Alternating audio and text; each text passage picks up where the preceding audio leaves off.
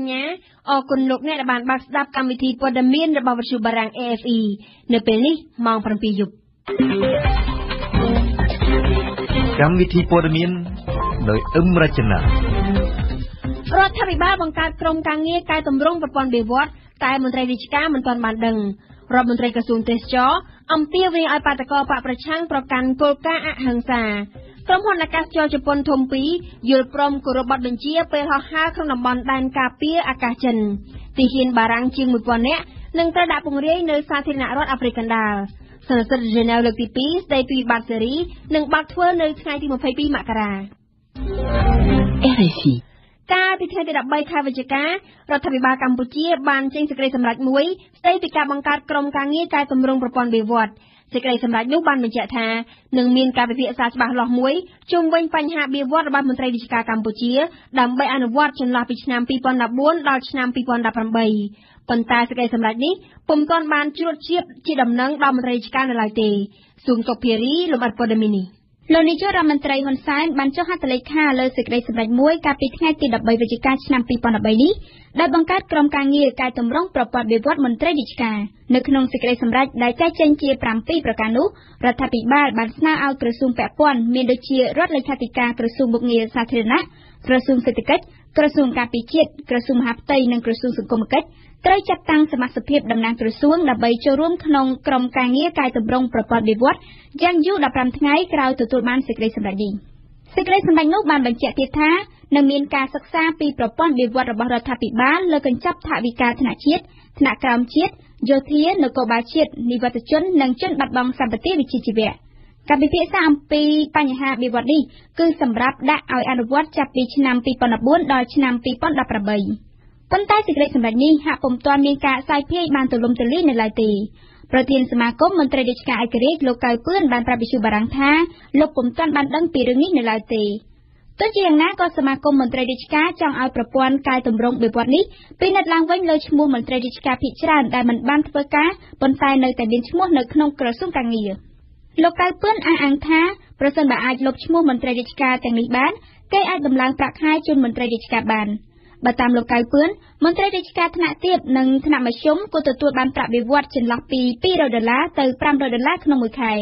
ហើយប្រសិនបើពួកគាត់អាចទទួលបានប្រាក់ខែត្រឹមនេះនោះអំពើពុករលួយក្នុងប្រព័ន្ធរដ្ឋបាលប្រកាសជាអាចកាត់បន្ថយបានយ៉ាងឆាប់រហ័សព្រោះថាមន្ត្រីរាជការសប្តាហ៍ថ្ងៃយកលុយក្រោមតុពីប្រជាជនក៏ដោយសារតែពួកគាត់មានប្រាក់បៀវត្សមិនគ្រប់គ្រាន់សូមបញ្ជាក់ថានៅក្នុងប្រទេសកម្ពុជាមានមន្ត្រីរាជការស៊ីវិលប្រមាណជា18,000 នាក់ហើយមន្ត្រីរាជការទាំងនោះទទួលបានប្រាក់ខែគោលចន្លោះពី$80ដល់$150ក្នុងមួយខែនេះបើយោងតាមសមាគមមន្ត្រីរាជការឯករាជ្យបណ្ណាល័យជាតិបានប្រកាសប័ណ្ណពិព័រណ៍សៀវភៅកម្ពុជាឆ្នាំ 2013 ដែលនឹងប្រព្រឹត្តទៅរយៈពេល 3 ថ្ងៃចាប់ពីថ្ងៃទី 29 ខែវិច្ឆិកាដល់ថ្ងៃទី 1 ធ្នូនៅក្នុងបណ្ណាល័យជាតិតែម្ដងពិព័រណ៍នេះនឹងមានការចូលរួមពីសំណាក់អ្នកបោះពុម្ពសៀវភៅមកពីស្ថាប័នជាច្រើនដើម្បីបង្ហាញពីសៀវភៅរបស់ពួកគេដល់សាធារណជនគោលដៅនៃការតាំងពិព័រណ៍នេះគឺដើម្បីលើកទឹកចិត្តអ្នកបោះពុម្ពផងនិងលើកស្ទួយការអានសៀវភៅផងសូមស្ដាប់ប៉ែនបូណាស្ថាប័នបោះពុម្ពសៀវភៅជាច្រើនទាំងជាតិនិងអន្តរជាតិនឹងចូលរួមការតាំងពិព័រណ៍បង្ហាញសៀវភៅរបស់ខ្លួននៅឯបណ្ណាល័យជាតិដែលមានទីតាំងស្ថិតនៅខាងលិចវត្តភ្នំចាប់តាំងពីថ្ងៃទី 29 វិច្ឆិកាដល់ថ្ងៃទី 1 ធ្នូនេះគឺជាការតាំងពិព័រណ៍សៀវភៅដែលបណ្ណាល័យជាតិបានរៀបចំធ្វើឡើង2លើករួចមកហើយពិព័រណ៍សៀវភៅកម្ពុជាលើកទី 1ត្រូវបានបើកធ្វើកាលពីឆ្នាំ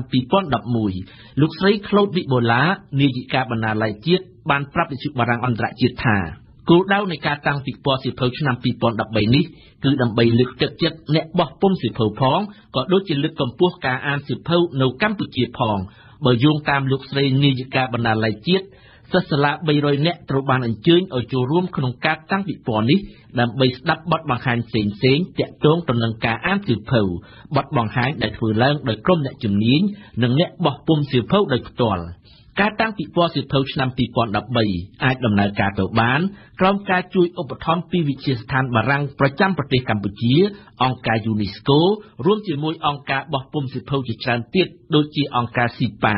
អង្គការរួមធូរិតនិងសាលា Belty ជាដើម ប្រសិនបើពិព័រណ៍នេះទទួលបានជោគជ័យបណ្ណាល័យជាតិដែលស្ថិតក្រោមការគ្រប់គ្រងរបស់ក្រសួងវប្បធម៌និងវិចិត្រសិល្បៈគ្រោងនឹងបើកឲ្យមានការតាំងពិព័រណ៍សៀវភៅជារៀងរាល់ឆ្នាំតែម្ដងនេះបើយោងតាមលោកស្រីក្លូតវិបូឡាគួរកត់សម្គាល់ថាប្រទេសកម្ពុជាត្រូវបានគេសង្កេតឃើញថាពលរដ្ឋភាគច្រើនមិនសូវចូលចិត្តអានសៀវភៅទេកង្វះវប្បធម៌អានសៀវភៅគឺជាគុណវិបត្តិធំធេងរបស់សង្គមខ្មែរដែលធ្វើឲ្យការអភិវឌ្ឍប្រទេសជួបនឹងភាពយឺតយ៉ាវនៅក្នុងបរិបទនេះការតាំងពិព័រណ៍សៀវភៅកម្ពុជាឆ្នាំ2013គឺជាព្រឹត្តិការណ៍ដ៏សំខាន់មួយដើម្បីផ្សព្វផ្សាយសៀវភៅផងនិងដើម្បីជំរុញការអានសៀវភៅនៅកម្ពុជាផងមេដាបេដាត្រូវបានលើកទឹកចិត្តឲ្យនាំកូនចៅរបស់ខ្លួនទៅចូលរួមក្នុងការតាំងពិព័រណ៍សៀវភៅនេះកម្មវិធីផ្លែកៗជាច្រើនសម្រាប់កុមារនឹងត្រូវរៀបចំឡើងផងដែរនៅថ្ងៃទី27វិច្ឆិកាស្អែកនេះតើតើនឹងការដំឡើងប្រាក់ខែកម្មករក្រមការងារបច្ចេកទេសដែលមានក្រសួងការងារតំណាងថៅកែរោងចក្រកាត់ដេរនិងតំណាងសហជីពកម្មករនឹងជួបប្រជុំគ្នាបូកសរុបពីលទ្ធផលនៃការស្រាវជ្រាវលើការដំឡើងប្រាក់ខែកម្មករកាត់ដេរកម្មករកាត់ដេរសប្តាហ៍ថ្ងៃទទួលបានប្រាក់ខែត្រឹមតែ$80ប៉ុណ្ណោះចំណែកអង្គការ UNICEF សហការជាមួយក្រសួងអប់រំនិងយុវជននិងកីឡានៅព្រឹកថ្ងៃទី27វិច្ឆិកាស្អែកនេះនឹងធ្វើការផ្សព្វផ្សាយបកស្រាយអំពីយុទ្ធនាការលាងសម្អាតដៃពិធីនេះប្រារព្ធឡើងដើម្បីពង្រឹងការអនុវត្តសារស្តីពីអនាម័យតាមសាលារៀននិងលុបបំបាត់ការសាយភាយនៃជំងឺដែលអាចទប់ស្កាត់បានពិធីត្រូវបានរៀបចំឡើងដោយហេតុថាកុមារប្រមាណ 2000 នាក់នៅកម្ពុជាបានស្លាប់ជារៀងរាល់ឆ្នាំដោយសារតែរោគរាគរូសដើម្បីទប់ស្កាត់បញ្ហានេះវិធីងាយបំផុតគឺការលាងសម្អាតដៃនឹងសាប៊ូព្រះមហាក្សត្រតែងតាំងសហព្រះអញ្ញាអន្តរជាតិថ្មីនៅសាលាក្តីខ្មែរក្រហមតាមព្រះរាជក្រឹត្យចុះថ្ងៃទី13វិច្ឆិកាដែលវិទ្យុបារាំងអន្តរជាតិទើបតែទទួលបានលោក Nicholas Koumjian ជនជាតិអាមេរិកត្រូវបានតែងតាំងដោយព្រះមហាក្សត្រជាសហព្រះរាជអញ្ញាអន្តរជាតិនៅអង្គជំនុំជម្រះវិសាមញ្ញក្នុងតុលាការកម្ពុជាដើម្បីជំនួសលោក Andrew Kelly ជនជាតិអង់គ្លេសដែលបានលាឈប់ចាប់ពីថ្ងៃទី1ខែកញ្ញាកន្លងទៅដោយឡែករដ្ឋមន្ត្រីក្រសួងទេសចរលោកថោងខុននៅថ្ងៃអង្គារនេះបានថ្លែងអំពាវនាវឲ្យបាតកោរបស់បកប្រឆាំងប្រកាន់ខ្ជាប់នូវគោលការណ៍អហិង្សានិងរក្សាសណ្ដាប់ធ្នាប់សាធារណៈដើម្បីកុំឲ្យប៉ះពាល់ដល់ភ្ញៀវទេសចរនៅអង្គរវត្តខេត្តសៀមរាបនៅខេត្តសៀមរាបនៅថ្ងៃទី10ខែធ្នូគណៈបកសង្គ្រោះជាតិកំណត់ជួបជុំគ្នាសាទរទិវាសិទ្ធិមនុស្សអន្តរជាតិនិងធ្វើបាតកម្មតវ៉ានឹងការបោះឆ្នោតផងដែរឆ្លើយតបនឹងសំណួររបស់អ្នកកាសែតលោកថោងខុនបានបញ្ជាក់យ៉ាងដូចនេះនឹងចូលក្នុងលក្ខណៈជាតែប្រកបយើងបោះឆ្នោតនេះបាទដល់រៃសភាពស្អាតទេសចរនៅតំបន់ទេសចរធំឯណាសូមធ្វើម៉េចឲ្យបងប្អូនហើយចូលរួមធ្វើបាតកម្មនឹងធ្វើរក្សាឲ្យបាននៅភាពថ្លៃថ្នូរណាភាពគឺថាមានសម្រាប់សពមានជិះរៀងការបង្កលក្ខណៈហិង្សាឬការអនាធិបតេយ្យប៉ះពាល់ដល់តំបន់ទេសចរអានឹងរឿងមិនគ្រប់របស់គាត់ហើយអាជ្ញាធរគឺនឹងអនុវត្តតាមច្បាប់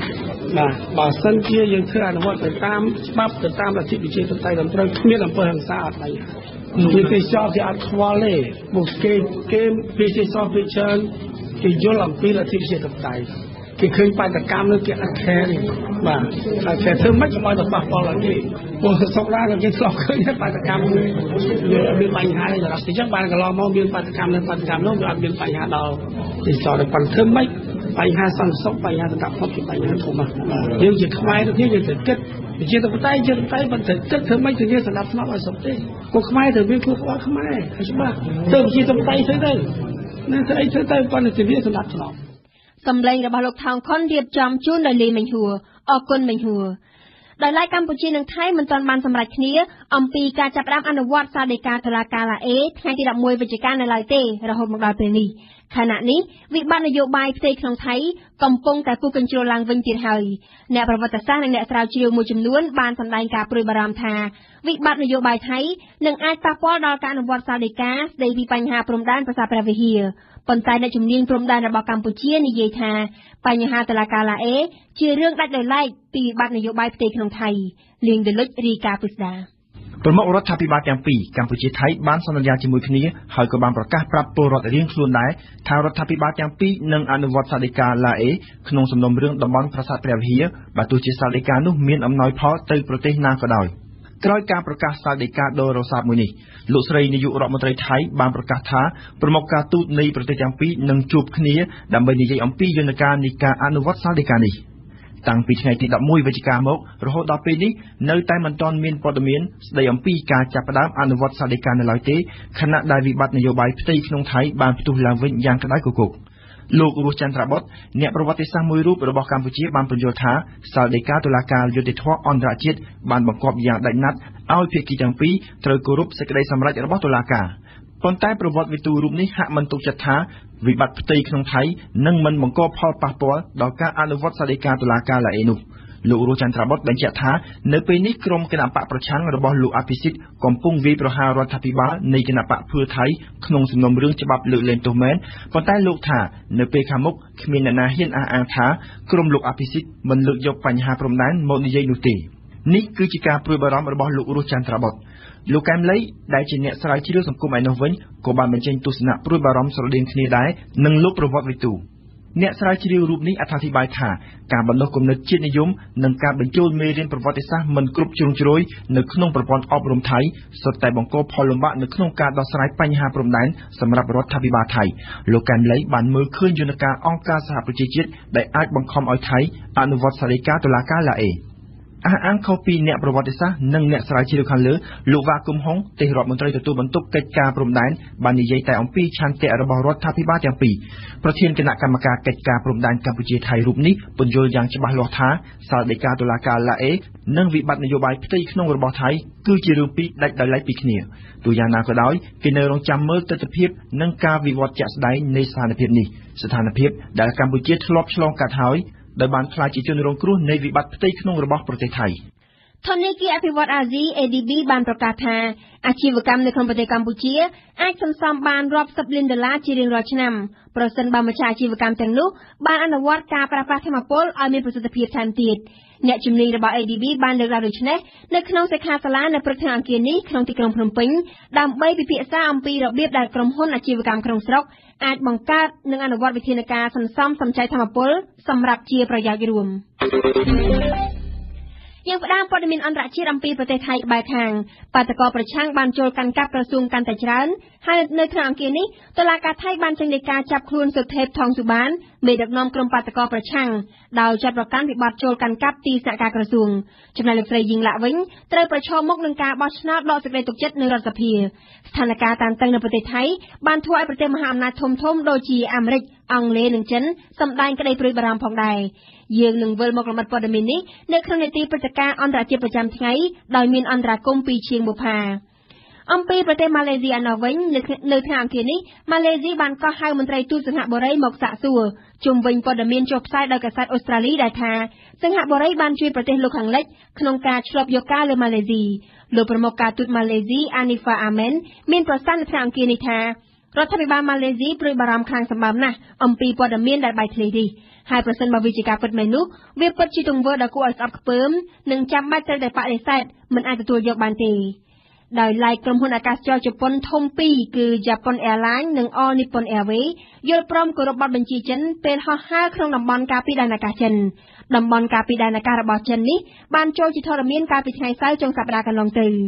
ៅទោះជារដ្ឋាភិបាលជប៉ុនជំទាស់នឹងតំបន់ការពីដែនអាកាសចិនក្តីក្រុមហ៊ុនអាកាសចរជប៉ុនបានសម្រេចគោរពតាមបទបញ្ជាចិនដើម្បីធានាសុវត្ថិភាពសន្តិសុខដល់អ្នកដំណើររបស់ខ្លួនយើងស្ដាប់ព្រំសឿនសូលីណាទោះបីជាជប៉ុនជំទាស់ដាច់ខាតទៅនឹងតំបន់ការពារដែនអាកាសរបស់ចិនដែលបានបង្កើតឡើងនឹងចូលជាធរមានកាលពីថ្ងៃសៅរ៍កន្លងទៅក្តីក្រុមហ៊ុនអាកាសចរជប៉ុនធំពីរគឺក្រុមហ៊ុន Japan Airlines និង All Nippon Airways ហៅកាត់ថា ANA នោះបានសម្រេចចិត្តយល់ព្រមគោរពទៅតាមបទបញ្ជារបស់ចិនទាក់ទងនឹងការហោះហើររបស់ខ្លួននៅក្នុងតំបន់ការពារដែនអាកាសចិនក្រុមហ៊ុនអាកាសចរជប៉ុនបានផ្ដល់អាទិភាពសំខាន់ទៅលើសុវត្ថិភាពសន្តិសុខរបស់អ្នកដំណើរខ្លួ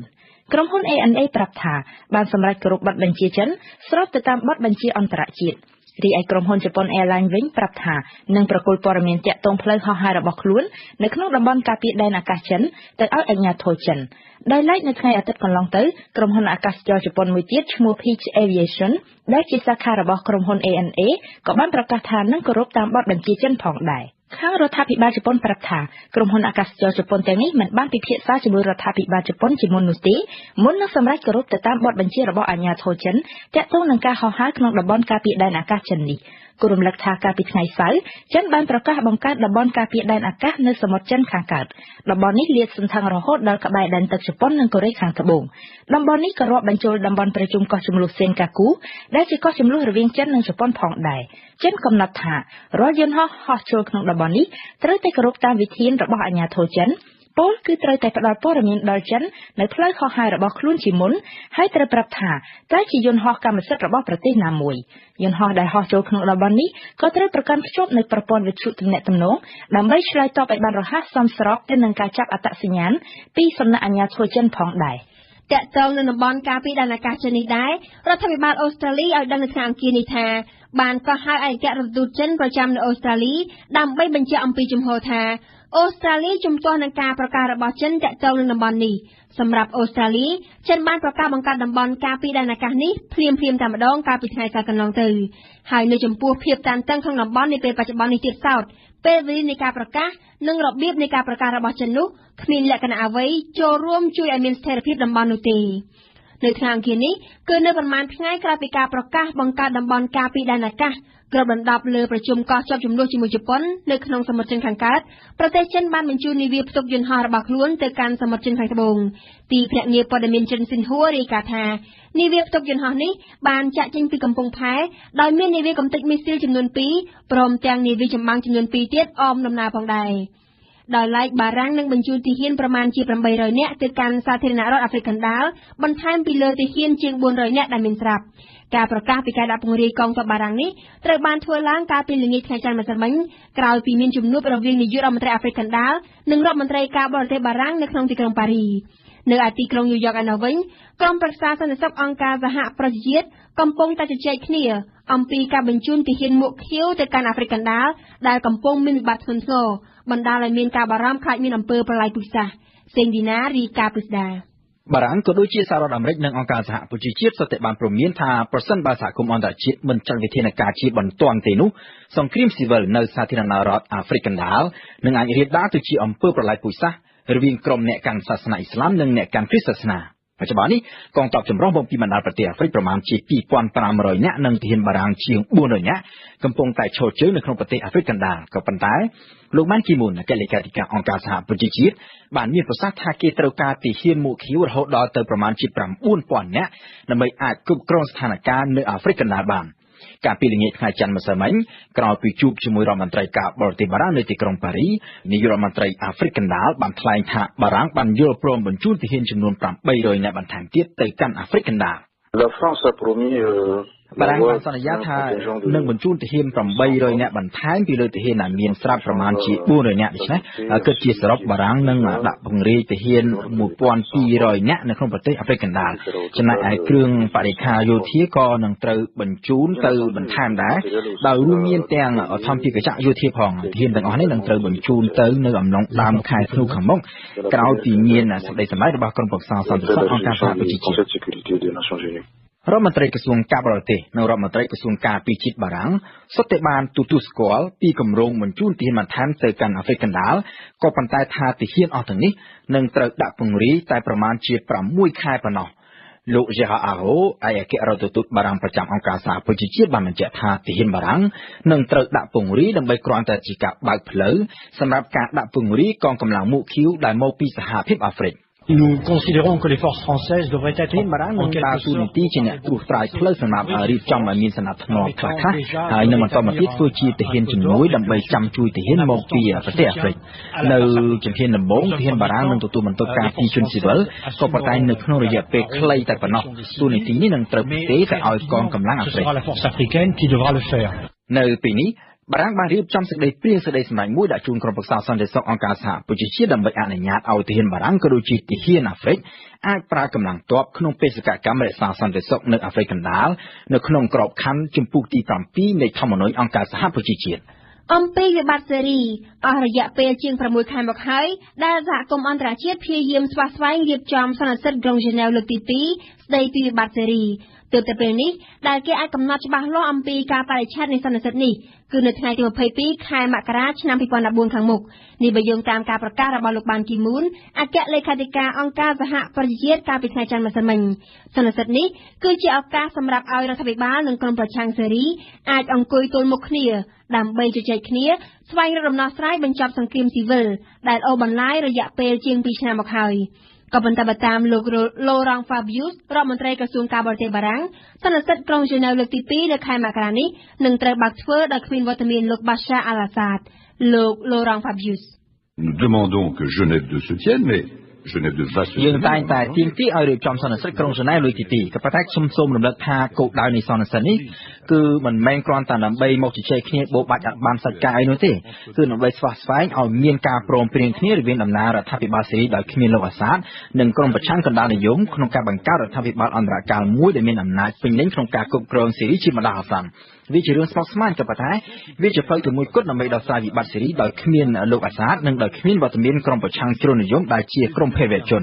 នេះជាចំហរបស់បារាំងហើយវាជាចំហសមហេតុផលហើយឥឡូវនេះសហរដ្ឋអាមេរិកក៏គ្រប់គ្រងចំហបារាំងនេះដែរពេលខ្លះគេចោទយើងថាបារាំងចេះតែដើរតាមកន្ទុយអាមេរិកឬបើមិនចឹងទេចេះតែប្រឆាំងអាមេរិកបារាំងមិនចេះតែដើរតាមកន្ទុយហើយក៏មិនចេះតែប្រឆាំងអាមេរិកនោះដែរក៏ប៉ុន្តែយើងគឺជាប្រទេសឯករាជ្យ Pas du tout. Nous sommes indépendants.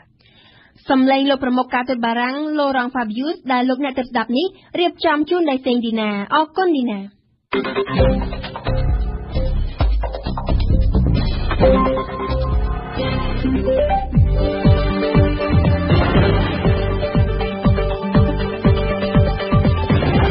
វិទ្យុបារាំង AIV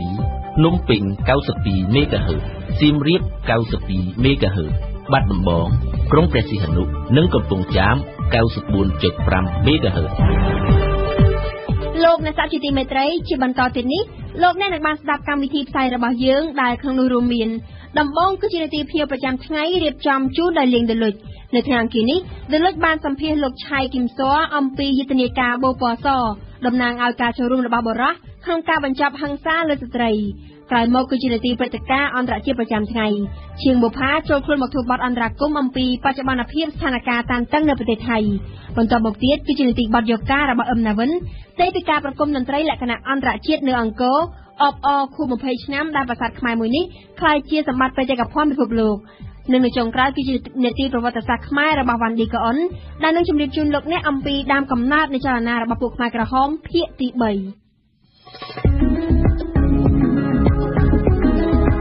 ភ្ញៀវប្រចាំថ្ងៃ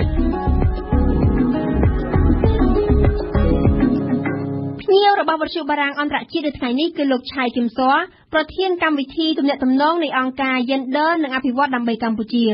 លោកគឹមស័រគឺជាអ្នកចូលរួមយុទ្ធនាការ16ថ្ងៃបំពាក់បូពណ៌សដើម្បីបញ្ឈប់ហិង្សាលើស្ត្រីដែលបានចាប់ផ្ដើមកាលពីថ្ងៃច័ន្ទទី25វិច្ឆិកាម្សិលមិញថ្លែងនៅក្នុងកិច្ចសម្ភាសន៍ជាមួយវិទ្យុបារាំងអន្តរជាតិសកម្មជនសិទ្ធិមនុស្សរូបនេះបានពន្យល់ថាយុទ្ធនាការបំពាក់បូពណ៌សដែលកម្ពុជាបានចាប់ផ្ដើមធ្វើតាំងពីឆ្នាំ2000មកនោះមានគោលដៅជួយអប់រំបុរសដែលភាគច្រើនជាអ្នកប្រព្រឹត្តអំពើហិង្សាលើស្ត្រីនិងផ្សព្វផ្សាយការអនុវត្តច្បាប់ប្រឆាំងនឹងអំពើហិង្សាទាំងនោះសូមជេកស្ដាប់បទសម្ភាសន៍រវាងលីងដលុចនិងលោកឆៃគឹមស័រដូចតទៅលោកឆៃគឹមស័រខ្ញុំបាទសូមជម្រាបសួរលោកបានបាទជំរាបសួរលោកគឹមស័រកម្ពុជាកំពុងតែចូលរួមយុទ្ធនាការ16ថ្ងៃបំពាក់បូពណ៌សដើម្បីបញ្ឈប់អំពើហិង្សាលើស្ត្រីយុទ្ធនាការនេះបានចាប់ផ្ដើមកាលពីថ្ងៃច័ន្ទទី25វិច្ឆិកាម្សិលមិញហើយនឹងត្រូវបញ្ចប់វិញនៅថ្ងៃ10ធ្នូដែលចំនឹងថ្ងៃសិទ្ធិមនុស្សអន្តរជាតិតែម្ដងនិយាយអំពីយុទ្ធនាការបូពណ៌សនេះជាបឋមខ្ញុំបាទសូមអញ្ជើញលោកគឹមស័រលោកដែលជាប្រធានកម្មវិធីទំនាក់ទំនងនៃអង្គការ Gender និងអភិវឌ្ឍដើម្បីកម្ពុជាឲ្យសង្ខេបអំពីប្រវត្តិនិងគោលដៅនៃយុទ្ធនាការនេះលោកបាននៅលើពិភពលោកហ្នឹងយើងមានទិវានារីអន្តរជាតិហ្នឹងណាបាទដោយសារនៅលើពិភពលោកហ្នឹងមានការរើសអើងទៅលើស្ត្រីហ្នឹងហើយទិវាហ្នឹងបានប្រារព្ធប្រហែលជារយៈពេលប្រហែលជា100ឆ្នាំជាងហើយរហូតដល់សប្តាហ៍ណាប៉ុន្តែមិនមានហៅថាយុទ្ធនាការឬក៏ហៅថាកំផែងហ្នឹងទេរហូតដល់ក្រោយមកខ្ញុំគិតថាអាចមុនឆ្នាំ1991បន្តិចមានស្ថាប័នមួយហៅថាស្ថាប័នពិភពលោកសម្រាប់ស្ត្រីសហដឹកនាំវាហៅថាវិជាស្ថានហ្នឹងណាបាទអញ្ចឹងគាត់ក៏បានរៀបចំយុទ្ធនាការ16ថ្ងៃពេលនោះឯងមិនមានយុទ្ធនាការបូពណ៌សទេបាទអញ្ចឹងយុទ្ធនាការ16ថ្ងៃនេះជាយុទ្ធនាការរបស់ស្ត្រីណាបាទគេធ្វើនៅទីណាបាទគេធ្វើនៅក្នុងសហរដ្ឋអាមេរិកនៅមុនដំបូងបំផុតណាប៉ុន្តែមានព្រឹត្តិការណ៍មួយនៅក្នុងឆ្នាំ1988នៅក្នុងរដ្ឋម៉ុងតេអានៅក្នុងសាកលវិទ្យាល័យក្នុងរដ្ឋម៉ុងតេអាហ្នឹងមាននិស្សិតបរិសុទ្ធម្នាក់គាត់បានបាញ់សម្លាប់និស្សិតស្ត្រី14នាក់ដោយគាត់ខាងសម្បាថាស្ត្រីហ្នឹងឯងជាស្ត្រីពួកស្ត្រីនិយមណាហើយគាត់នឹងឯងទៅរៀនមុខវិជ្ជាខាងមុខវិជ្ជា engineer មុខវិជ្ជាវិស្វកម្មជាមុខវិជ្ជាបបរោះហើយគាត់ថាស្ត្រីហ្នឹងចង់ធ្វើការផ្លាស់ប្ដូរចង់ទៅរៀនត្រឡប់អីចឹងណាបាទដោយសារព្រឹត្តិការណ៍ហ្នឹងឯង ប្រជាពលរដ្ឋនៅក្នុងប្រទេសកាណាដាបានចាប់ផ្ដើមជជែកគ្នាពីបញ្ហាហ្នឹងណារហូតដល់ឆ្នាំប្រហែលជា1991ពេលនោះឯងមានបរិសុទ្ធ3នាក់ក្នុងចំណោមបរិសុទ្ធ3នាក់ហ្នឹងមិនតែគាត់ឈ្មោះ Michael Kuhlman លោក Michael Kuhlman រួមជាមួយនឹងមិត្តភក្តិគាត់2នាក់ទៀតក៏បានរួមគ្នាប្រហែលជាបាន20-30នាក់ក៏រៀបចំយុទ្ធនាការហៅថាបូប៉សអញ្ចឹងបូប៉សហ្នឹងជានិមិត្តសញ្ញាមួយរបស់បរិសុទ្ធដែលជារួមគ្នាចងជាសម្ព័ន្ធហើយជ្រើសរើសយកនិមិត្តសញ្ញាហ្នឹងតំណាងឲ្យការចូលរួមរបស់បរិសុទ្ធដើម្បីបំបត្តិអំពើហិង្សាទៅលើស្ត្រីដោយបរិសុទ្ធនៅក្នុងប្រទេសកាណាដាពេលហ្នឹងគាត់មើលឃើញថានេះជាបញ្ហារបស់បរិសុទ្ធហើយបើសិនជាគិតថាបើបរិសុទ្ធជាអ្នកបង្កើតបញ្ហាបរិសុទ្ធមិនបានចូលរួមវាមិនអាចលុបបំបាត់បានទេហើយទី2បរិសុទ្ធនឹងទទួលបានផលប្រយោជន៍ពីបញ្ហាហ្នឹងដែរបាទបានថាអញ្ចឹងបរិសុទ្ធនៅក្នុងប្រទេសកាណាដាវាបានចាប់ផ្ដើមតាំងពីឆ្នាំ1991មកពីមួយឆ្នាំទៅមួយឆ្នាំក៏បានរីកសាយភាយធំតិចដងរហូតមកខ្ញុំបានដឹងរឿងហ្នឹងទៅខ្ញុំក៏បាននាំយកមកធ្វើនៅក្នុងប្រទេសកម្ពុជានៅក្នុងឆ្នាំ2000មានអង្គការច្រើនបានចូលរួមនៅក្នុងយុទ្ធនាការនៅក្នុងឆ្នាំនេះហើយដែលនឹងត្រូវប្រព្រឹត្តទៅនៅក្នុងរាជធានីនិងខេត្តចំនួន5ផងតើការសម្រេចជ្រើសរើសយកខេត្តទាំង5នោះគឺជាការចៃដន្យឬមួយក៏ថាដោយសារតែខេត្តទាំង5នោះគឺជាកន្លែងដែលមានករណីហិង្សាទៅលើស្ត្រីច្រើនបានជាក្រុមអង្គការសង្គមស៊ីវិលជ្រើសរើសយកខេត្តទាំង5បានតែពិតមិនមានន័យថាដោយសារខេត្តទាំង5នោះមានបញ្ហាហិង្សាច្រើន5ខែនេះសម្រាប់តែខាងក្រុមការងារពួកខ្ញុំឬក៏បណ្ដាញពួកខ្ញុំហ្នឹងប៉ុន្តែនៅក្នុងហ្នឹងក៏មានអង្គការផ្សេងទៀតឬក៏ស្ថាប័នរដ្ឋដូចជាមន្ទីរកិច្ចការនារីឬក៏ក្រសួងកិច្ចការនារីហ្នឹងបានធ្វើប្រពៃដែរមានខាងអង្គការ UN Women ហ្នឹងក៏គេធ្វើប្រពៃដែរណាអញ្ចឹងគេមានធ្វើទៅតាមខេត្តមិនមែនក្នុងខេត្ត5ហ្នឹងអាចលើសពីនឹងទៀតតែខ្ញុំមិនបានដាក់នៅក្នុងកម្មវិធីរបស់ខ្ញុំណាប៉ុន្តែនៅក្នុងខេត្ត5នេះជាកម្មវិធីក្នុងការធ្វើប្រពៃរបស់ខ្ញុំដែលខ្ញុំរៀបចំធ្វើដោយសារខ្ញុំមានកម្មវិធីនៅក្នុងសហគមន៍នៅក្នុងហៅថា4ខេត្តនៅក្នុងខេត្តព្រៃវែងខេត្តកំពង់ឆ្នាំងខេត្តពោធិ៍សាត់និងខេត្តបាត់ដំបងតែការធ្វើរបស់យើងហ្នឹងយើងមានលក្ខណៈមានន័យថាយើងមានធ្វើហៅថា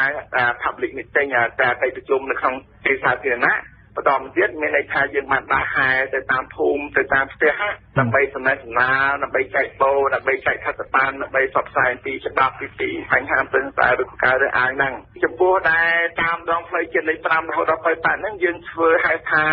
ការប្រគំតន្ត្រីសាធារណៈដោយយើងរៀបចំជាឡានចល័តដើម្បីថាឡានរបស់យើងទៅនៅតាមដងផ្លូវហ្នឹងឯងពេលដែលយើងទៅដល់ទីប្រជុំជនដែលផ្សារមានប្រជាពលរដ្ឋច្រើននៅជុំគ្នានៅតាមដងផ្លូវយើងឈប់យើងលេងបទចម្រៀងរបស់យើងហ្នឹងហើយយើងមានហៅថាជាសំណួរចម្លើយដើម្បីឲ្យអ្នកនៅទីនោះគាត់ចូលរួមឆ្លើយណាគេអនុវត្តដូចជាអាយយុទ្ធនាកំផែងរបស់យើងមាន poster ការរូបភាពយើងមានខិត្តប័ណ្ណយើងមានហៅ sticker ប្រដាប់បាត់យកទៅបាត់ឡានបាត់អីនេះនៅកំផែងយើងមានបោអញ្ចឹងណាជាផ្នែកមួយនៃការផ្សព្វផ្សាយការអប់រំទៅដល់បុរសដើម្បីកុំឲ្យពួកគេនឹងប្រព្រឹត្តអំពើហិង្សាទៅលើស្ត្រីដោយលោកបានជម្រាបអំបញ្ញមិញនេះគឺថាសកម្មភាពនោះមានច្រើនមានទាំងការប្រគំតន្ត្រីការពន្យល់អប់រំចែកខិត្តប័ណ្ណនានាក៏ប៉ុន្តែសកម្មភាពដែលសំខាន់មួយនោះគឺការបំពាក់បូពណ៌សទៅលើបុរសតើអង្គការរបស់លោកបានគ្រោងទេឬមួយក៏គ្រោងហើយឬនៅថាក្នុងរយៈពេល16ថ្ងៃនេះនឹងត្រូវបំពាក់បូពណ៌សទៅលើបុរសចំនួនប្រមាណម៉ឺននាក់ឧទាហរណ៍បាន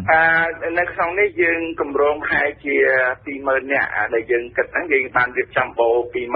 ឡូវនេះយើងនិយាយអំពីករណីហិង្សាជាក់ស្ដែងទៅលើស្ត្រីតែម្ដងតាមពិតទៅហិង្សាលើស្ត្រីនេះគឺជាផ្នែកមួយនៃហិង្សាផ្អែកលើ gender ដែលរួមមានហិង្សានៅក្នុងគ្រួសារអំពើរំលោភសេពសន្តិវៈនិងការជួញដូរមនុស្សជាដើមកម្ពុជាមែនតើដោយលោករៀបរាប់ពីខាងដើមនោះគឺមិនមែនទើបតែចូលរួមលើកដំបូងនៅក្នុងយុទ្ធនាការបូពណ៌សនេះទេលោកកុំសរថាតើលោកដែលធ្វើការងារនៅក្នុងបញ្ហានេះលោកអាចជម្រាបបានទេស្ថានភាពនៃការប្រព្រឹត្តបទល្មើសលើស្ត្រីពិសេសគឺហិង្សាលើស្ត្រីហ្នឹងមានស្ថានភាពយ៉ាងណាដែរពីមួយឆ្នាំទៅមួយឆ្នាំល្អប្រសើរឬមួយក៏ថាកាន់តែអាក្រក់ទៅខ្ញុំគិតថាអាចមានលក្ខណៈប្រសើរជាងមុនប៉ុន្តែដូចយើងបានដឹងថាក្នុងប្រទេសរបស់យើងមានប្រព័ន្ធតែប្រព័ន្ធទិន្នន័យនេះយើងមិនទាន់បានចងក្រងឲ្យបានល្អបានច្បាស់លាស់ហើយណាបាទអញ្ចឹងវាពិបាកក្នុងនិយាយថាបានប្រសើរឡើងឬក៏ចុះប៉ុន្តែបើសិនជាយើងប្រៀបធៀបពីសម័យមុនមករបាយការណ៍ចាក់ទៅរឿងអំពើហិង្សាការចាប់លោកដូចជាហៅថាឥឡូវយើងនិយាយពីការចាប់លោកចា ពីដើមនៅពេលដែលចាការមានការចាប់លោកគឺអ្នកជនរងគ្រោះគ្រួសារជនរងគ្រោះគាត់តែងតែបិទតាំងដោយសារខ្លាចខូចកិច្ចកិត្តិយសហ្នឹងប៉ុន្តែឥឡូវនេះវាខុសពីមុនជាបរិបទដែលក្រុមគ្រួសារជនរងគ្រោះក៏បានយល់អំពីច្បាប់ចឹងទៅហើយសង្គមក៏មិនទៅបានរើសអើងឬក៏ដាក់ទណ្ឌកម្មទៅលើអ្នកដែលរងគ្រោះទេអញ្ចឹងធ្វើឲ្យអ្នករងគ្រោះហ្នឹងគាត់ហ៊ានចេញមុខប្តឹងណាគ្រួសារដែលរងគ្រោះហ្នឹងគាត់ហ៊ានចេញមុខប្តឹងបាទអញ្ចឹងដោយសារមានឱកាសទាំងអស់ហ្នឹងហើយធ្វើឲ្យមានសេចក្តីរាយការណ៍ឬក៏ការផ្ដឹងដល់ហើយស្រុកយើងក៏មានអាចខាងសង្គមស៊ីវិលដូចជាខាងអង្គការលីកាដូអេហុកនិងអង្គការខ្លះទៀតដូចជាអង្គការ CUCCA ជាដើមចឹងឬក៏ខាងការខ្ញុំបណ្ដាញហ្នឹងក៏យើងជួយដែរជួយធ្វើការថាផ្ដល់ព័ត៌មានក៏ជួយបង្កលក្ខណៈក្នុងការផ្ដឹងផ្ដល់ឲ្យជាដើមណាបាទអញ្ចឹងទៅធ្វើឲ្យព័ត៌មានក្នុងការរាយការណ៍ទៅខាងអាជ្ញាធរធរហ្នឹងយើងឃើញមានលក្ខណៈច្រើនដូច្នេះខ្ញុំពិបាកនិយាយថាមានការកើនឡើងឬថយចុះប៉ុន្តែបើតាមការដែលយើងបានធ្វើយើងគិតថាអាចមានការដូចជាក់ស្ដែងអំពើសាអាចមានថាការថយចុះខ្លះប៉ុន្តែប្រជាពលរដ្ឋមានការយល់ឃើញអញ្ចឹងហើយចាស់ទៅគេបានចូលរួមចំណែកក្នុងការធ្វើការហើយថាបណ្ដឹងផ្ដល់ឬក៏ធ្វើការផ្សព្វផ្សាយនិយាយអំពីករណីហិង្សាលើស្ត្រីយើងគួរតែនិយាយអំពីប្រភពមូលហេតុនៃហិង្សាទាំងនោះអ្វីខ្លះទៅជាមូលហេតុនៃហិង្សាលើស្ត្រីបានអំពើហិង្សាលើស្ត្រីវាតកតងនៅក្នុងទី1យើងនិយាយអំពីអំណាចឥឡូវយើងនិយាយគ្នាថាហេតុម៉េចបានបរិសុទ្ធទៅចូលរួមតកតងនឹងធ្វើយុទ្ធនាការហ្នឹងណាបើយើងសិក្សាប្រព័ន្ធរចនាសម្ព័ន្ធអំណាចបើយើងនៅក្នុងគ្រួសារយើងថាពីណាគេជាមេគ្រួសារយើងបានដឹងថាប្តីបាននៅក្នុងសង្គមយើងណាបាទហើយចុះមេក្រុមមេភូមិមេឃុំប៉ូលីសអីជាដើមហ្នឹងសួរថាបរិសុទ្ធស្ត្រីភាគច្រើនជាបរិសុទ្ធអាចមានទេមូលហេតុផ្សេងទៀតដែលតកតងទៅនឹងគ្រឿងស្រវឹងបានវាមានរឿងច្រើននៅក្នុងចំណុចហ្នឹងជារឿងគ្រឿងស្រវឹងវាកត្តាសំទេអ្នកខ្លះក៏ស្រវឹងដែរប៉ុន្តែគាត់មិនបានប្រព្រឹត្តអំពើហិង្សាណាអ្នកខ្លះគាត់ស្រវឹងគាត់កាចហើយចឹងមកសួរថាតើអ្នកស្រវឹងនេះពេលដែលគាត់ស្រវឹងដែលគាត់ទៅវាយមេឃុំដើម្បីទៅវាយខេត្តអត់គាត់មានមកវាយប្រពន្ធគាត់តែមានតូចតាចជាងគាត់ហ្នឹងប៉ុន្តែបើឃើញគាត់ឃើញអ្នកធំអ្នកមានទួនាទីគាត់ខ្លាចគេហ្នឹងវាអាចទៅនឹងជំនឿរបស់ប្រជាពលរដ្ឋជំនឿប្រជាពលរដ្ឋជាទូទៅគាត់ថារឿងនេះជារឿងរបស់បុគ្គលរបស់ឯកជនណាទី2វាតកតងនឹងការអនុវត្តច្បាប់ដែរពាក់ព័ន្ធនៅចំណុចហ្នឹងដោយសារពាក់ព័ន្ធនឹងតកតងស្ត្រីខ្លួនឯងហ្នឹងគាត់ពិបាកនៅក្នុងការធ្វើសេចក្តីរាយការណ៍បើគាត់ធ្វើសេចក្តីរាយការណ៍វាធ្វើឲ្យទំនាក់ទំនងមនោសញ្ចេតនាប្តីប្រពន្ធវាខ្លាចជាសត្រូវនឹងគ្នាបាទវាធ្វើឲ្យលែងប្តីប្រពន្ធកើតណាចំណុចមួយទៀតថែមហ្នឹងបានយើងចង់ឲ្យសហគមន៍ហ្នឹងមានការចូលរួមមានការផ្លាស់ប្ដូរដែលយើងធ្វើកំផែងហ្នឹងគឺដោយសារបរិសុទ្ធខ្លួនឯងយើងមានកត្តាពីរកត្តាទី1ប្រពន្ធនឹងឯងមិនអាចរកភាពយុត្តិធម៌បានទេមិនអាចស្ដង់ផ្ដល់មិនអាចរាយការណ៍ណាចំណុចទី2បរិសុទ្ធជាអ្នកប្រព្រឹត្តនឹងឯងគាត់មិនអាចជួយខ្លួនគាត់បានព្រោះគាត់ដឹងថាធ្វើចឹងទៅអត់ល្អធ្វើចឹងឲ្យមានផលប៉ះពាល់ប៉ុន្តែគាត់នៅតែទុកកំហឹងរបស់គាត់អត់បានអញ្ចឹងបើសិនជាយើងទាំងអស់គ្នាឈប់ទទួលយកយើងទាំងអស់គ្នាចាប់ផ្ដើមចូលរួមជួយអន្តរាគមន៍យើងធ្វើឲ្យមានការអនុវត្តច្បាប់បានត្រឹមត្រូវធ្វើឲ្យអ្នកប្រព្រឹត្តហ្នឹងគាត់បានធ្វើការពិចារណាបានច្រើនអញ្ចឹងចង់ក៏គាត់កាត់បន្ថយដែរគាត់មិនធ្វើក៏គាត់បានគិតបានច្រើនណាអញ្ចឹងកំផែងរបស់យើងយុទ្ធនាការរបស់យើងនឹងយើងចង់ឲ្យប្រជាពលរដ្ឋមានការយល់ដឹងពីច្បាប់ហ្នឹងពីផលប៉ះពាល់ហើយនឹងពីឫសគល់របស់វាហ្នឹងហើយយើងចង់ឲ្យមានការផ្លាស់ប្ដូរហើយយើងចង់ជួយទៅលើខេត្តថាជនប្រព្រឹត្តខ្លួនឯងផងក៏យើងចង់ជួយទៅលើជនដែលរងគ្រោះផង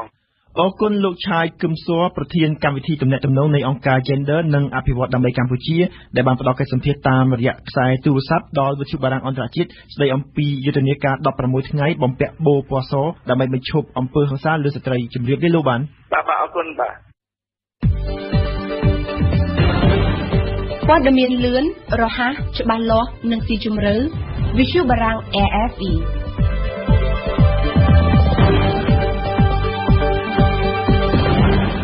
អរគុណដែលលោកចំពោះបទសម្ភាសន៍អំបញ្ញមិញនេះព្រឹត្តិការណ៍អន្តរជាតិប្រចាំថ្ងៃលោកអ្នកស្ដាប់ជាទីមេត្រីនេតិព្រឹត្តិការណ៍អន្តរជាតិប្រចាំថ្ងៃរបស់វិទ្យុយើងនារាត្រីនេះមានអន្តរាគមន៍ពីឈៀងបុប្ផាជម្រាបសួរបុប្ផាចាជម្រាបសួររតនា បុព្វាទំហំបាតកម្មប្រឆាំងរដ្ឋាភិបាលថៃនឹងកាន់តែរីកធំឡើងនៅទីក្រុងបាងកកបន្ទាប់ពីបានចូលកាន់កាប់ក្រសួងការបរទេសនិងក្រសួងហិរញ្ញវត្ថុព្រមទាំងនាយកដ្ឋានទំនាក់ទំនងរដ្ឋាភិបាលកាលពីថ្ងៃច័ន្ទម្សិលមិញហ្នឹងក្រុមអាវលឿងរាប់ពាន់នាក់ដែលជាក្រុមប្រឆាំងរដ្ឋាភិបាលកំពុងចូលកាន់កាប់ក្រសួងសំខាន់ៗផ្សេងទៀតនៅថ្ងៃនេះដូចជាក្រសួងកសិកម្មនិងក្រសួងទេសចរជាដើមពួកគេកំពុងបន្តឡើងព័ទ្ធនិងចង់សម្រុកចូលកាន់កាប់ក្រសួងមហាផ្ទៃនិងវិមានរដ្ឋាភិបាលបុព្វាហេតុអ្វីបានជាក្រុមអាវលឿងហ្នឹងចង់សម្រុកចូលកាន់កាប់ក្រសួងរបស់រដ្ឋាភិបាលរចនាយុទ្ធសាស្ត្ររបស់ក្រុមអាវលឿងតាមពិតទៅមិនបានផ្លាស់ប្ដូរទេគេប្រហែលជានៅចាំបានកាលពីឆ្នាំ2008កន្លងទៅគឺក្រុមអាវលឿងនេះឯងដែលជាក្រុមគាំទ្ររាជវង្សថៃនឹងបានចូលទៅកាន់កាប់ប្រលានយន្តហោះអន្តរជាតិថៃរហូតដល់ពួកគេនឹងទាមទារបានសម្រេចឲ្យរដ្ឋាភិបាលដែលមាននិន្នាការទៅលើលោកថាក់ស៊ីននឹងធ្លាក់ចេញពីអំណាចលើកនេះពួកគេសង្ឃឹមថានឹងធ្វើបានដូចគ្នាដោយពួកគេបានចូលទៅកាន់កាប់ក្រសួងដែលជាបេះដូងរបស់រដ្ឋាភិបាលថៃតែម្ដងដូចជាក្រសួងការបរទេសក្រសួងសេដ្ឋកិច្ចហិរញ្ញវត្ថុហើយនិងនាយកដ្ឋានទំនាក់ទំនងរដ្ឋាភិបាលដែលទទួលបន្ទុកការផ្សព្វផ្សាយនយោបាយរបស់រដ្ឋាភិបាលលោកសុថេពថងសុបានដែលជាអតីតឧបនាយករដ្ឋមន្ត្រីថៃហើយដែលពេលនេះកំពុងតែដឹកនាំបាតុកម្មនោះបានប្រកាសរួចហើយថាលោកនឹងកែមនុស្សឲ្យគ្រប់គ្រងបាតុកម្មហើយនឹងចូលកាន់កាប់គ្រប់ក្រសួងរបស់រដ្ឋាភិបាលទាំងអស់ទិសដៅគឺធ្វើឲ្យរដ្ឋាភិបាលរបស់លោកស្រីយីងឡាក់នឹងរង្គោះរង្គើហើយនឹងមិនអាចដំណើរការបាននោះគឺដោយសារតែគ្មានបានទទួលលុយពីក្រសួងហិរញ្ញវត្ថុជាដើមច្បាប់សន្តិសុខពិសេសដែលលោកស្រីនាយករដ្ឋមន្ត្រីបានប្រកាសដាក់ឲ្យប្រើប្រាស់ការពីយប់ថ្ងៃច័ន្ទម្សិលមិញគឺថាមើលទៅទំនងជាមិនអាចទប់ស្កាត់នៅបាតុកម្មតវ៉ាដែលនឹងអាចមានបន្តទៅយូរថ្ងៃទៀតព្រោះថៃគឺថានៅមិនទាន់មានសមត្ថភាពគ្រប់គ្រងបាតុកម្មហើយនាយករដ្ឋមន្ត្រីថៃវិញបានប្រកាសមិនឲ្យមានការបង្ក្រាបដែលនឹងអាចឈានទៅរកអំពើហិង្សាដោយការពីឆ្នាំ2010កន្លងទៅចាបុប្ផាយើងសង្កេតឃើញថាក្រុមប្រឆាំងនឹងមិនត្រឹមតែតវ៉ានៅតាមផ្លូវទេបកប្រឆាំងនៅថ្ងៃនេះកំពុងតែធ្វើសកម្មភាពប្រឆាំងលោកស្រីនាយករដ្ឋមន្ត្រីយីងឡាក់នៅសភាផងដែរលោកស្រីយីងឡាក់នឹងត្រូវទៅឆ្លើយបំភ្លឺនៅក្នុងសភាទៅតាមការចាត់ប្រកាសរបស់បកប្រឆាំងចង់ដឹងដែរបុប្ផាថាតើលោកស្រីយីងឡាក់ត្រូវឆ្លើយបំភ្លឺពីរឿងអីដែររចនាលោកស្រីនាយករដ្ឋមន្ត្រីថៃមិនមែនត្រឹមតែទៅឆ្លើយបំភ្លឺទេក៏ប៉ុន្តែលោកស្រីត្រូវប្រឈមទៅនឹងការបោះឆ្នោតដកទំនុកចិត្តនៅសភាពីព្រោះក្រុមបកប្រឆាំងដែលដឹកនាំដោយអតីតនាយករដ្ឋមន្ត្រីថៃលោកអភិសិទ្ធវិចារជីវ៉ានឹងកំពុងតែប្រមូលភស្តុតាងនានាដែលអាចបង្ហាញថាលោកស្រីយីងឡាក់នឹងគ្មានសមត្ថភាពបំបត្តិអំពើពុករលួយនៅក្នុងការគ្រប់គ្រងរបស់លោកស្រីហើយលោកស្រីនឹងមានអសមត្ថភាពមិនចេះគ្រប់គ្រងនៃការចាយវាយថវិកាក្រុមប្រឆាំងបានបន្ទោសជាពិសេសនយោបាយរបស់លោកស្រីយីងឡាក់នៅក្នុងការប្រមូលទិញអង្ករនៅក្នុងតម្លៃថ្លៃពីប្រជាកសិករថៃតាមបកប្រឆាំងនយោបាយនេះបានធ្វើឲ្យប្រទេសថៃដែលជាប្រទេសទី1នាំចេញអង្ករច្រើនជាងគេនៅក្នុងពិភពលោកនឹងបាត់បង់ទីផ្សារទៅឲ្យប្រទេសឥណ្ឌាហើយនិងវៀតណាមមួយវិញទៀតគឺថានយោបាយទិញអង្កររបស់លោកស្រីយីងឡាក់នឹងបានធ្វើឲ្យរដ្ឋាភិបាលថៃនឹងខាត់បងអស់លុយជារាប់ពាន់ដុល្លារក្រុមប្រឆាំងបន្ទោសផងដែរទៅលើលោកស្រីយីងឡាក់ថាមាននយោបាយការបរទេសទុនជ្រាយជាពិសេសនៅក្នុងការទាមទារដណ្ដើមទឹកដីប្រាសាទព្រះវិហារជាមួយនឹងប្រទេសកម្ពុជាក្រុមប្រឆាំងដែលសង្ឃឹមនឹងបំបាក់មុខលោកស្រីយីងឡាក់នៅក្នុងការសួរដេញដោលនៅសភាលើកនេះនឹងបានប្រកាសរួចហើយថាលោកស្រីយីងឡាក់គឺពិតជាទាល់គំនិតមិនអាចឆ្លើយទៅនឹងការចោទប្រកាន់លើកនេះបានទេក្រុមបកប្រឆាំងថៃគឺថាប្រឹងធ្វើយ៉ាងម៉េចដើម្បីបង្ហាញថាលោកស្រីយីងឡាក់នឹងគ្មានសមត្ថភាពដឹកនាំប្រទេសដូច្នេះត្រូវតែចុះចេញពីតំណែងដោយដែលក្រុមបាតុករនឹងកំពុងតែតវ៉ានៅតាមផ្លូវ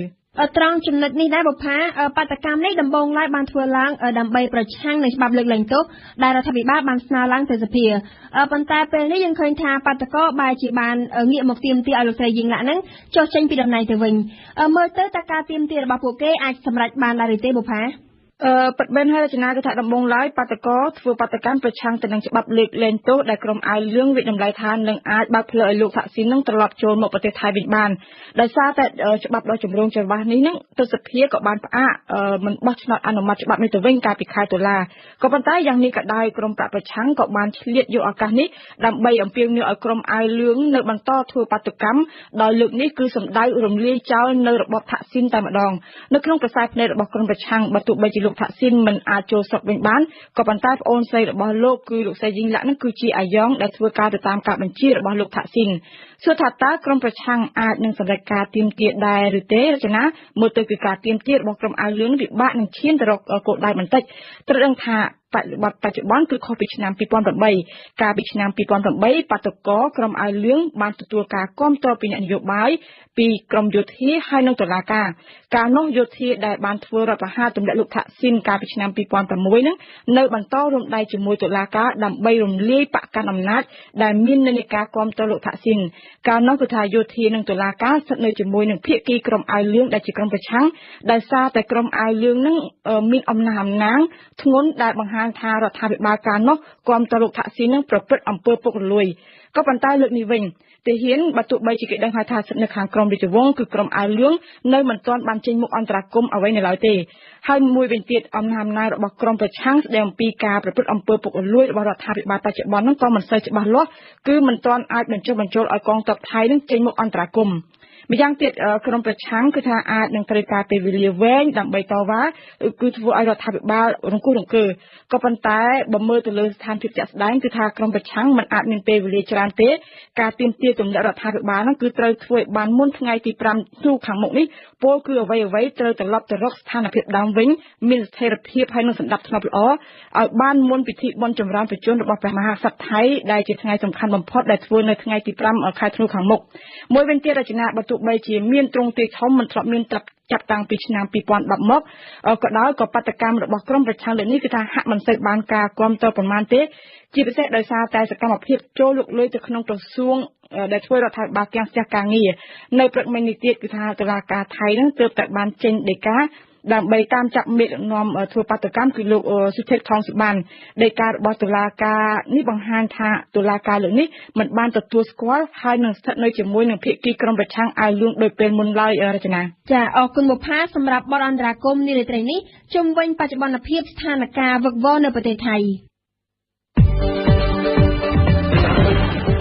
ស្ដាប់វិទ្យុបារាំង RFE ពិភពលោកស្ថិតនៅក្នុងដៃរបស់លោកអ្នក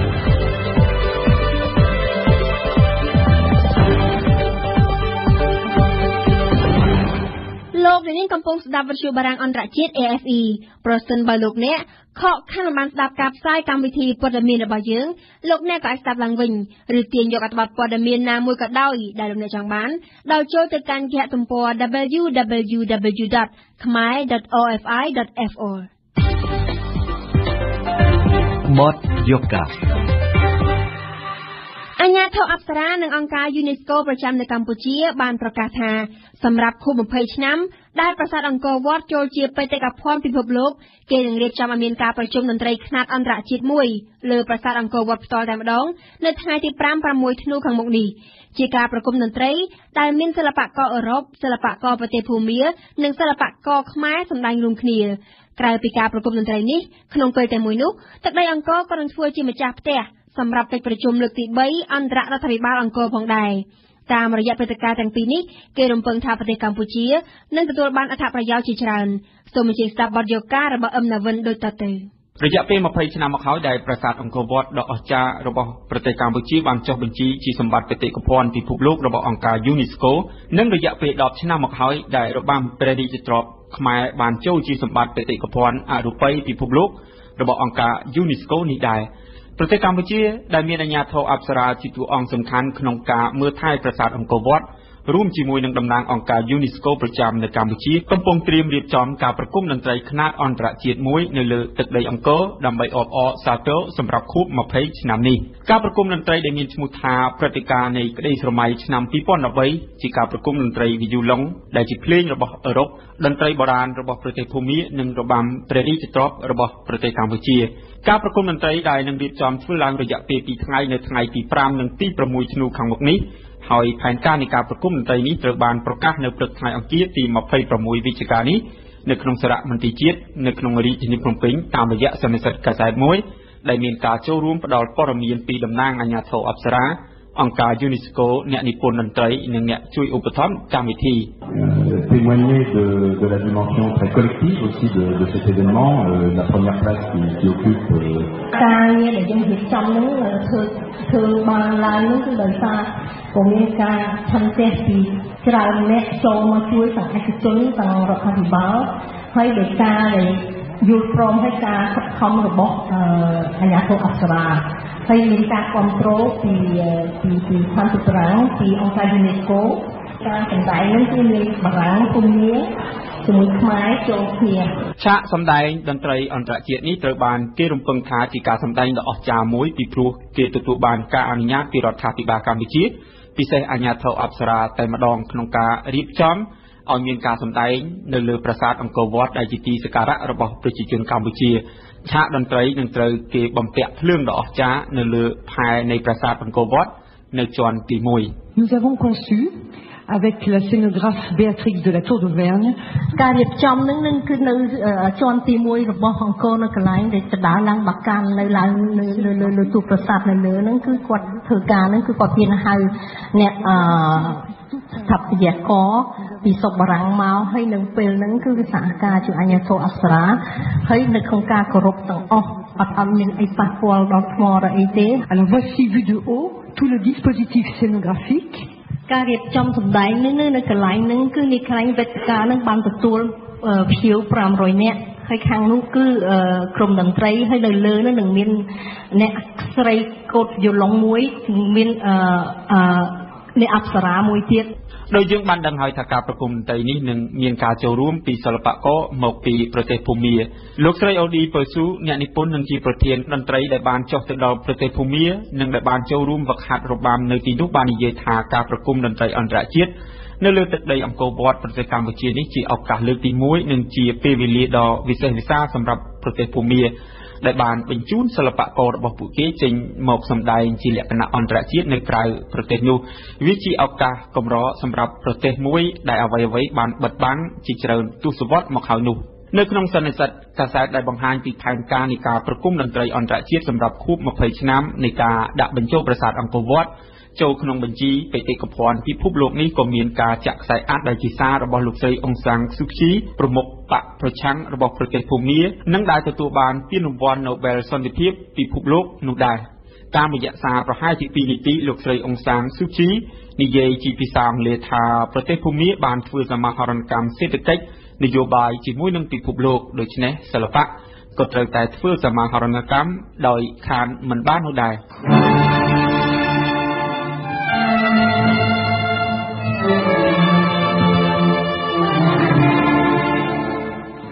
I'm very happy and proud to be able to meet members of the National Symphony Orchestra, especially as they are Burmese, and I'm very pleased that this project has taken off. In a way, we could say that this is a grand experiment because we have never had a National Symphony Orchestra before, and now that we're starting one, it's the right time. តាមពិតទៅខួប20ឆ្នាំនៃការដាក់បញ្ចូលប្រាសាទអង្គរវត្តកម្ពុជាជាសម្បត្តិបេតិកភណ្ឌពិភពលោកចំឆ្នាំ2012ឯណោះប៉ុន្តែប្រទេសកម្ពុជាបានខកខានរៀបចំកម្មវិធីនេះដោយសារតែស្ថិតនៅក្នុងការកាន់ទុកចំពោះការសោយទីវង្គតរបស់ព្រះករុណាព្រះបាទសម្ដេចព្រះនរោត្តមសីហនុព្រះបាទនរោត្តមសីហនុដែលជាអ្នកខិតខំយ៉ាងខ្លាំងក្លាមួយអង្គដើម្បីបញ្ចូលប្រាសាទអង្គរវត្តនៅក្នុងបញ្ជីសម្បត្តិមនុស្សជាតិដែលត្រូវថែរក្សាការពារជាអន្តរជាតិនាពេលនេះខ្មែរយើងខិតខំណាស់ក្រោយពីបរិយាសាស្ត្ររបស់កូណាបៃតានៅឆ្នាំ91ហ្នឹងហើយអង្គការ UNESCO ឲ្យមកជួយពេលហ្នឹងគឺស្រុកយើងអត់ទាន់ស្រួលទេដល់ឥឡូវហ្នឹងគឺយើងទៅជាគំរូដែលគេយកទៅជួយអាស្រុកផ្សេងដូចអាហ្វហ្គានីស្ថានអ៊ីរ៉ាក់ជាមួយអៃទីស្រុកណាដែលមានការពិបាកលំបាកដោយច្បាំងឬស្អីហ្នឹងគេនឹងក្រោយមកមានសង្គ្រាមអីមកជាប់សង្គ្រាមមកហ្នឹងគឺគេយករបស់ខ្មែរយើងទៅធ្វើគំរូក្រៅពីរៀបចំព្រឹត្តិការណ៍ប្រគំតន្ត្រីខ្នាតអន្តរជាតិដោយដាក់ឈ្មោះថាព្រឹត្តិការណ៍នៃក្តីស្រមៃឆ្នាំ2013នេះនៅលើទឹកដីអង្គរនៅដើមខែធ្នូនោះកម្ពុជាក៏នឹងធ្វើជាម្ចាស់ផ្ទះរៀបចំការប្រជុំអន្តររដ្ឋាភិបាលស្ដីពីប្រាសាទអង្គរវត្តផងដែរកិច្ចប្រជុំដែលត្រូវធ្វើឡើងនៅរៀងរាល់10ឆ្នាំម្ដងបានរៀបចំឡើង2លើករួចមកហើយដោយប្រទេសជប៉ុនបានធ្វើជាម្ចាស់ផ្ទះនៃកិច្ចប្រជុំកាលពីឆ្នាំ1993និងប្រទេសបារាំងធ្វើជាម្ចាស់ផ្ទះនៅឆ្នាំ2003លោកស្រីចៅស៊ុនកិរិយាអ្នកនាំពាក្យរបស់អាជ្ញាធរអប្សរាបានថ្លែងថាកិច្ចប្រជុំនេះនឹងមានការចូលរួមពីបណ្ដាប្រទេសដែលជាសមាជិករបស់អង្គការ UNESCO ហើយប្រមុខដឹកនាំកម្ពុជាក៏នឹងអញ្ជើញទៅបើកអង្គប្រជុំនេះដែរសម្ដេចតេជោលោកអញ្ជើញទៅ ហើយដល់ហើយប្រធានដល់ជាអៃដលឧបនាយករដ្ឋមន្ត្រីសុកអានដែលជាប្រធានហើយនឹងមានរដ្ឋមន្ត្រីយើងច្រើនណាស់ដែលអញ្ជើញទៅចូលរួមដោយសារអានឹងជាគឺមានអ្នកធំពីប្រទេសផ្សេងដែលគេជាមិត្តរបស់ប្រទេសកម្ពុជាយើងជាពិសេសមិត្តអង្គរហ្នឹងគឺគេនឹងចូលរួមអង្គការ UNESCO ជាផ្នែកសំខាន់ក្នុងការចូលរួមថែរក្សាអភិរក្សប្រាសាទអង្គរវត្ត20ឆ្នាំមកនេះពួកគឺចាប់តាំងពីប្រាសាទរបស់ខ្មែរមួយនេះបានចូលជាសម្បត្តិបេតិកភណ្ឌពិភពលោកមកស្នាដៃធំៗរបស់អង្គការ UNESCO ជួយដល់ប្រាសាទអង្គរវត្តត្រូវបានកត់សម្គាល់ដោយលោកស្រី Anne Lemaitre តំណាងអង្គការ UNESCO ប្រចាំនៅកម្ពុជាដូចនេះថា C'est à moi de vous répondre គឺក្រៅពីអង្គការ UNESCO ដែលគាត់ជានៅក្នុងគណៈកម្មការទីការសម្របសម្រួលអន្តរជាតិសម្របសម្រួលការអភិរក្សនិងការអភិវឌ្ឍនៅតំបន់អង្គរហ្នឹងគឺ UNESCO មានទូនីតិជាលេខាធិការអចិន្ត្រៃយ៍ដើម្បីជួយរៀបចំគណៈកម្មការទីការហ្នឹងគឺ UNESCO មានបានជួយមិនមែនលុយផ្ទាល់ UNESCO ទេប៉ុន្តែលុយរបស់ប្រទេសផ្សេងដែលគេថាក្រៅពីថវិកាធម្មតាប្រទេសធំដូចជាស្រុកបារាំងដូចស្រុកផ្សេងហ្នឹងគឺមានធ្វើកម្រងថែមដើម្បីជួយលើកបាយ័នដូចអីហើយមានកម្រងក្រៅបំផុតនេះគឺសហការជាមួយប្រទេសអេស្ត្រាលីនិងជាមួយអាជ្ញាធរអប្សរាព្រោះយើងខ្មែរយើងទាំងដូចគ្នាដើម្បីរៀបចំប្លង់គ្រប់គ្រងទេសចរណ៍មានក្តីសង្ឃឹមពីធំដែលជាសារៈសំខាន់បានពីព្រឹត្តិការណ៍ខួប20ឆ្នាំនៃការដាក់បញ្ចូលប្រាសាទអង្គរវត្តជាសម្បត្តិបេតិកភណ្ឌពិភពលោកនៅពេលនេះ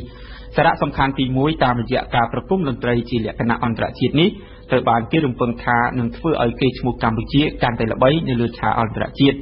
សារៈសំខាន់ទី2តាមរយៈកិច្ចប្រជុំអន្តររដ្ឋាភិបាលស្តីពីប្រាសាទអង្គរវត្តនឹងជាលទ្ធភាពមួយដើម្បីឲ្យកម្ពុជាទទួលបានជំនួយបន្ថែមទៀតយកទៅការពារនិងអភិរក្សប្រាសាទអង្គរវត្ត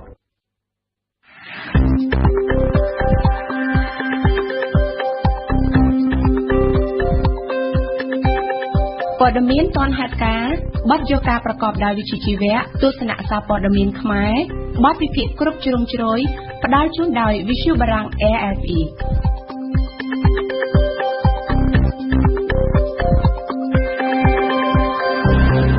អរគុណណាវិនសម្រាប់បទយកការសូមជម្រាបថាលោកនាងកំពុងស្ដាប់វិទ្យុបារាំង AFE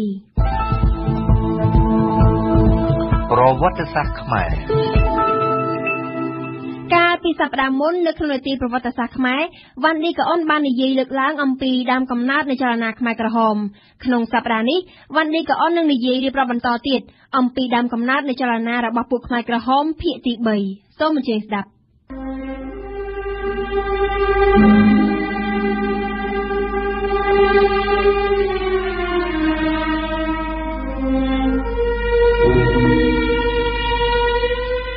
ចលនាខ្មែរកុម្មុយនីសដែលបានកកើតឡើងនៅក្នុងប្រទេសកម្ពុជាក្រោយកិច្ចព្រមព្រៀងទីក្រុងហ្សឺណែវឆ្នាំ1954មានទំនាក់ទំនងយ៉ាងជិតស្និទ្ធជាមួយបញ្ញវន្តខ្មែរមួយក្រុមដូចជាសយុទ្ធសនួនជាជាដើមព្រមទាំងអ្នកតស៊ូប្រឆាំងនឹងបារាំងមួយចំនួនមានជាអាចទូសមុទ្រនិងសៀវហេងដែលមានខ្សែរយៈជាមួយអង្គការវៀតមិញប៉ុន្តែសយុទ្ធសមានតួនាទីសំខាន់ជាងគេនៅពេលដែលសយុទ្ធសស្ថិតនៅប្រទេសបារាំងនៅចន្លោះឆ្នាំ1949 1953គេក៏មានទំនាក់ទំនងជាមួយបញ្ញវន្តខ្មែរធំមួយចំនួនដែរនៅឆ្នាំ1949សយុទ្ធស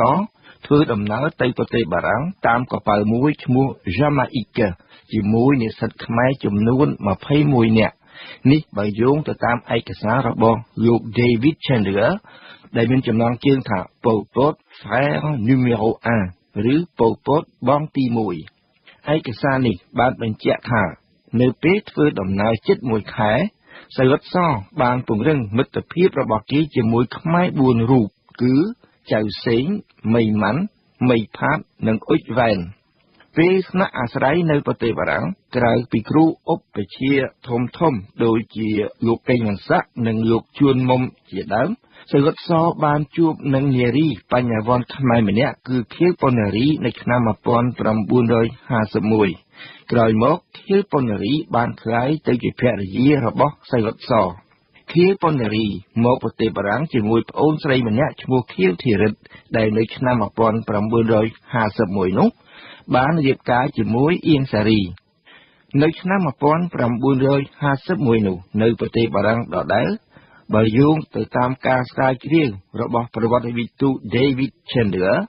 អៀងសារីនិងរដ្ឋសម្លៀនបានបង្កើតក្រុមនយោបាយមួយក្រុមនេះតែងតែបើកអង្គប្រជុំជារឿយៗប៉ុន្តែមិនស្ថិតនៅក្នុងក្របខ័ណ្ឌនៃគណៈបកកុម្មុយនីសបារាំងទេអ្នកដែលបានចូលមករួមប្រជុំមានជាអាចសៀងអានយុនសឿនហ៊ូយុនមីម៉ាន់ជីកំអានជាដើមឯកសាររបស់ David Chandler បានបញ្ជាក់ថាលោកកេងវណ្ណស័កនិងលោកជួនមុំក៏បានមកចូលរួមប្រជុំដែរប៉ុន្តែគឺដើម្បីរក្សាទំនាក់ទំនងជាមួយយុវជនខ្មែរកុម្មុយនីសតែប៉ុណ្ណោះតាមការពិតទៅលោកកេងវណ្ណស័កនិងលោកជួនមុំគ្រាន់តែជាអ្នកប្រជាធិបតេយ្យឆ្វេងនិយមប៉ុណ្ណោះទេពលគឺអ្នកជឿនលឿននិយមលោកកេងវណ្ណស័កដែលប្រឆាំងនឹងរបបរាជានិយមចង់ធ្វើការតស៊ូវាយរំលំរបបរាជានិយមតាមរយៈការតស៊ូក្នុងគណៈបកប្រជាធិបតេយ្យតែប៉ុណ្ណោះ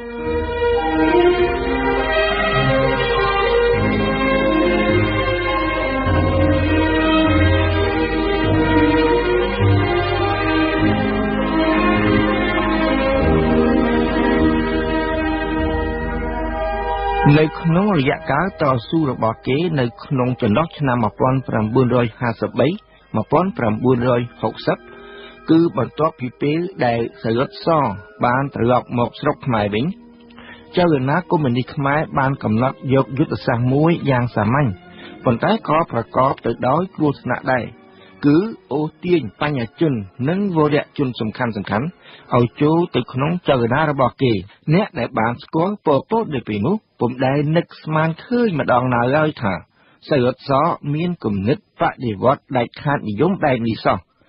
ព្រោះសយុទ្ធសជាមនុស្សម្នាក់ស្លូតបូតហើយឆោតងងផងទៀតខ្លះនិយាយថាប៉ុលពតចេះនិយាយពាក្យទន់ភ្លន់ហើយមិនដែលតាំងខ្លួនថាជាអ្នកចេះដឹងអ្វីបន្តិចបន្តួចទាល់តែសោះខ្លះទៀតបាននិយាយថាសមានសភាពរៀបសារដូចសម្ពុតនៅក្នុងខ្នត់មិនគួរអ្វីខ្លាយទៅជាមនុស្សខូខើដូចនេះសោះនៅពេលឡើងមកកាន់អំណាចជាពិសេសមិនគួរឲ្យជឿសោះថាសយុទ្ធសដែលជាមនុស្សពុំសូវពូកែពុំសូវធៀសវៃក្នុងជីវិតអាចខ្លាយទៅជាមេដឹកនាំបដិវត្តម្នាក់ដ៏សាហាវបែបនេះសោះសំណួរនេះនៅតែមានជាប់រហូតមកទល់នឹងសប្តាហ៍ថ្ងៃនេះបើតាមគិតមើលទៅ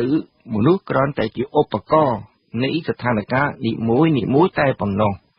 យ៉ាងណាមិញនៅក្នុងករណីនៃបដិវត្តកុម្មុយនីសខ្មែរនេះក្រឡារបស់វាមានលក្ខណៈស្មុគស្មាញពន់ពេកក្រៃជាពិសេសមានការប្រទាញប្រទង់គ្នាយ៉ាង